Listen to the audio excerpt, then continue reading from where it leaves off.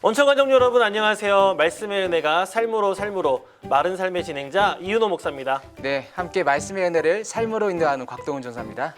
우리가 이제 비대면 예배가 다시 됐어요. 그래서 좀 어떤 분들은 벌써 우리가 좀 느슨해져 가는 거 아닌가. 벌써 세 번째니까. 네, 맞아요. 이럴 때일수록 우리가 더욱 말씀을 붙들고 점점 강하여져 가는 우리 성도님들 모두가 되었으면 좋겠습니다.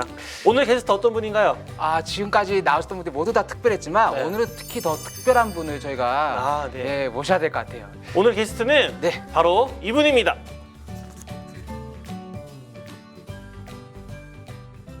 네, 안녕하세요. 원천교회에 돌아온 지 2년째가 되는 김선명입니다. 네.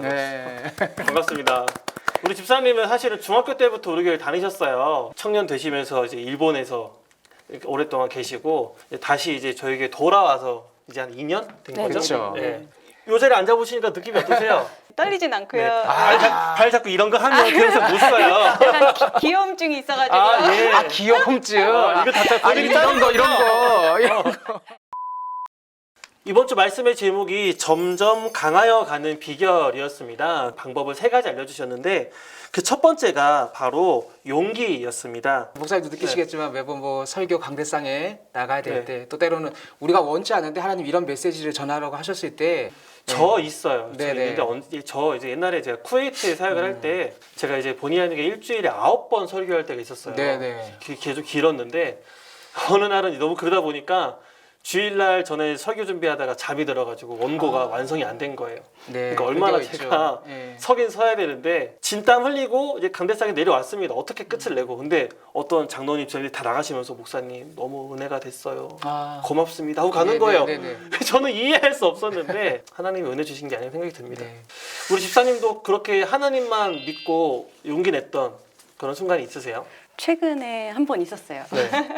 제가 평소에 두려움이나 이렇게 무서움이 많다 보니까 네. 하나님이 한 달 전부터 계속 강하고 담대하라 이 말씀을 계속 주시는 거예요. 그래서 제가 원래 영상 쪽에서 일하는데 이제 음악 쪽 관련된 일이 뜬금없이 저한테 온 거예요. 그래서 평소 같으면은 그냥 안 합니다. 못하겠어요. 잘 몰라요. 했을 텐데 하나님이 계속 두려워하지 말고 강하고 담대하라. 네, 그런 말씀을 주셔가지고 일단 한다고는 했어요. 네. 거기서 용기를 내신 거네요. 네, 용기를 내고 또 이제 회의를 하는데도 다 일본 사람인 거예요. 네네네. 줌으로 회의를 하는데 이제 한국 온 지 1년이 되다 보니까 이제 거의 정말 이상한 말 많이 했거든요. 그래서 네. 제가 계속 이상한 작아지고 말. 위축되고 먼저 전화해서 이거 못하겠다. 역시 나랑 안 맞다 하고 싶은데 하나님이 주신 일은 확실하고 기도했을 때 받았고 용기를 주셨고 그래서 또 말씀 묵상하는 가운데 너는 꿇어앉은 사자라는 말씀을 주시는 거예요. 그래서 내가 지금 이렇게 부끄럽게 이렇게 미끄러져서 이렇게 막 넘어져 있는 것 같은데 하나님은 너는 꿇어앉은 사자다. 그래서 회의를 하면서도 일본 사람이고 제가 모르는 영역이지만 내가 일어나면 너네 끝나? 나 사자야. 나 사자다. 내가 너무 부끄럽지만 나는 사자다. 그래서 나 하나님 함께하는 사람이야. 이 용기를 주시니까 네. 어떻게 계속 일을 하게 되고 그래서 그 일을 통해서 하나님이 어떤 결국 누군가 영혼을 구하거나 하나님의 이런 메시지를 전하고 싶으신지 이제 되려 그쪽에서는 1년 더 일할 생각이 없냐 이런 말씀을 또 되려 주셔가지고 예, 하나님의 용기로 최근에 지금 서 있는 것이 아닌가라는 생각이 듭니다. 제가 일본에서 이제 돈을 벌면서 아이들 후원하던 게 있었거든요. 그리고 또 이제 부모님 곁에 있지 말고 나오라는 말씀을 주셔가지고 내가 편하니까 안 나가려고 했더니 저주의 말씀을 주셔가지고 무서워서 들어갔어요. 그럼 저는 이제 제 힘으로 이제 또 월세를 내야 되고 또 후원하던 게 월세보다 셌거든요. 그래서 하나님 이거 어떡하죠? 하면서 이제 기도하면서 나아갈 때마다 여러 방법을 동원해서 하나님이 이렇게 쓸어 모으신다 그러나? 단돈 1,000원이라도? 그때 한 1년 정도 정말 하나님이 채우시는 거를 제가 경험을 한 것 같아요. 그리고 이제 어떤 일을 하게 돼서 이제 그걸로 또 이제 사회적으로 이제 벌이가 되다가 그 일이 줄어드니까 또 제 안에서 재걱정을 하는 거예요. 어떡하지? 하면서 이제 알바를 할까? 뭘 할까? 이러면서 하나님 어떻게 해요? 그래서 하나님 앞에서 제가 고민과 걱정을 하는 거예요. 근데 목사님께서 과거에 함께 하셨던 하나님을 기억해라 라고 하셨을 때 맞아 하나님이 하셨지 나는 잠잠히 기도하고 하나님의 뜻을 구하면 하나님이 채우시지 이거를 다시 한번 말씀을 들으면서 하나님을 붙들게 되는 계기가 됐던 것 같아요. 두 번째로 점점 강화져 갈 수 있는 방법이 이제 온유함이라고 하셨어요. 전사님, 네. 온유가 정확히 어떤 뜻이에요? 네, 안 그래도 저도 좀 궁금해서 지금 찾아봤는데 온유는 사전적인 의미로는 온하고 부드럽다는 뜻이래요. 근데 성경의 원문의 의미로는 힘이 잘 조절되고 유익한 목적을 위해 사용되도록 훈련된 인격을 의미한다고 합니다. 예를 들어서 말과 같은 짐승을 훈련시킬 때 잘 훈련이 되면 주인이 온유해졌다라고 말을 했다고 하네요. 그러니까 우리가 네. 우리 원대로 우리 뜻대로 막 하는 게 아니라 네. 하나님의 뜻대로 우리가 할 수 있도록 훈련되어진 모습이 이제 온유함 이런 것 같아요. 그쵸. 집사님의 삶에도 이런 어떻게 온유함의 경험들, 온유함으로 내가 행동했던 경험들이 있으신가요? 예수님을 믿고 가장 피부로 와닿는 변화가 저한테는 온유. 그래서 어릴 때 보면은 애들한테 막 소리 지르고 그랬어요. 정말요? 네, 사진도 보면 막 이러고 있고 그래요? 이게 화가 많이 사자가 차고 맞구나. 네, 상처가 막 많다 보니까 네. 그런 식으로 이제 표출이 되더라고요. 근데 하나님 만나면서 하나님 나를 기다려 주시고 말씀으로 나를 변화시켜 주시면서 이제 어린아이를 봤을 때 이렇게 보통 쟤는 문제아야 이런 애들 네. 뭐 손 댈 수가 없어 하는 애들을 보면 되려 저 같아서 얘도 하나님이 변화시키겠네 이제 이런 믿음을 갖게 되고 걔네가 변화가 되는데 내가 좀 도움이 되고자 뭐 오은영 박사님 말씀 듣고 네네네. 뭐 책이나 이런 거 들으면서 네. 그 친구들이 변할 수 있도록 도와주고 감정적으로 같이 화내지 않고 이상한 행동을 했을 때 제가 감싸줬던 게 이렇게 온유의 훈련이 된 게 아닌가라는 생각이 들더라고요. 그래가지고 네. 제가 가장 이제 딱 내가 온유한 사람이 됐구나. 그러니까 내가 나를 이렇게 길들일 수 있구나를 느낀 게 제 남편한테 한번 이제 일을 갔다 와서 너무 피곤한데 청소를 하고 밥을 다 해놓고 부엌 앞에서 막 스트레스가 막 저를 막 감싸는 거예요. 남편이 와서 이제 씻고 먹으면서 반찬 투정을 하는데 이게 우고면서 절대 하지 상을 말아야지. 네. 엎었어요. 옛날 같으면. 네. 근데 제가 엎지 않고 가만히 있고 그냥 한마디를 했어요. 오빠 내가 지금 상을 엎을 뻔했네. 내가 상을 엎을 뻔했어, 자기. 근데 이 약간- 한마디가 근데 이 태도가 있잖아요. 내가 왜 내가 더 주눅 드는 건 아니지만 용기를 가지는. 우리 와이프가 이래요. 당신이 그렇게 말을 하니까 내 마음이 상해. 어... 이렇게 정색을 딱 하고 이렇게 정색은 아니죠. 이렇게 말하잖아요. 그러면은 순간 내가 실수했구나. 이게 진짜 무서운 거거든요. 맞아요. 근데 거기서 만약에 내가 그래서 뭐 어쩌라고 이래버리잖아. 그치. 그러면 진짜 큰일 나는 거예요. 다윗이 솔로몬을 죽일 수 있었지만 그때 죽이지 않고 돌려보냅니다. 그리고 요나단의 아들이었던 무비보셋도 그의 식탁에 함께 앉아서 끝까지 함께 식사를 할 수 있도록 해줍니다. 이런 것들이 다윗이 자기 마음대로 자기 뜻대로 하지 않고 하나님의 뜻대로 했던 다윗의 온유함이 아니었나라는 생각이 들어요.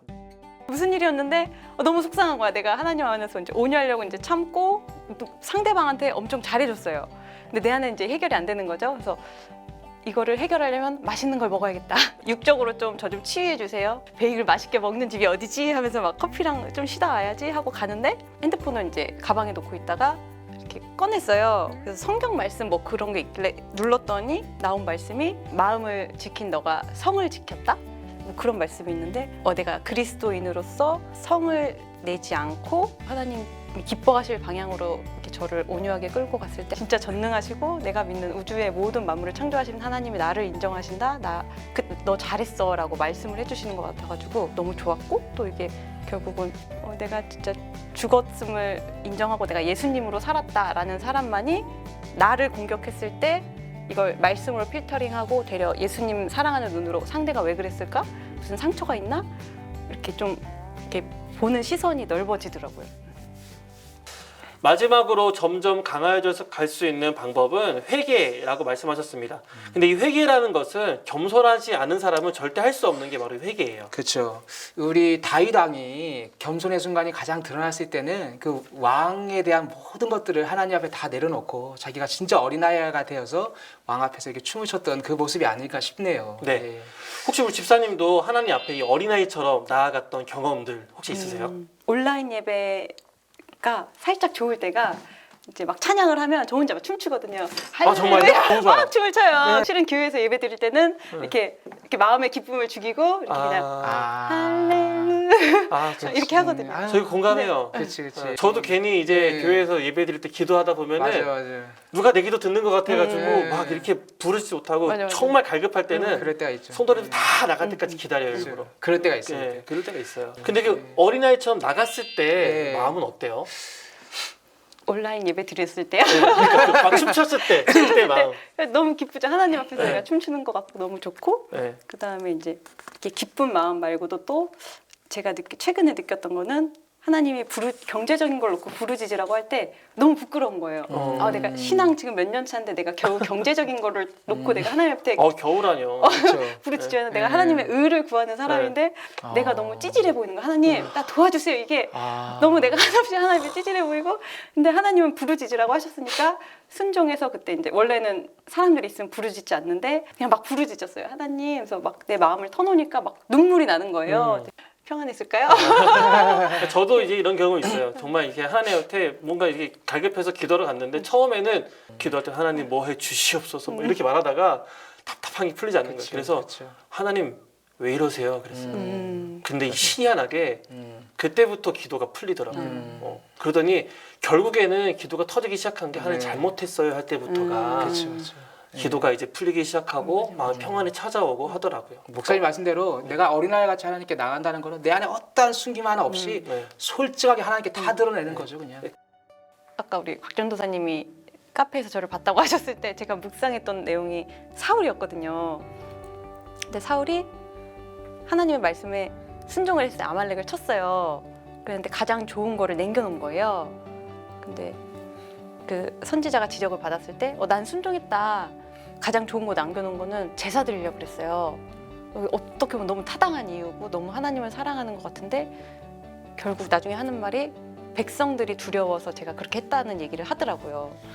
어쩜 나는 최선을 다해 싸웠거든요. 하나님 말씀에 순종해서 최선을 다해서 싸웠고 말씀에 순종을 했어요. 근데 그럼에도 제 안에 숨겨진 어떤 알고 있는데 아닌 척 내 자신을 속이는 그래서 그 제 안에서도 회개할 게 많은데 제가 사울같이 좀 속이고 있어서 회개를 못하고 있는 건 아닐까.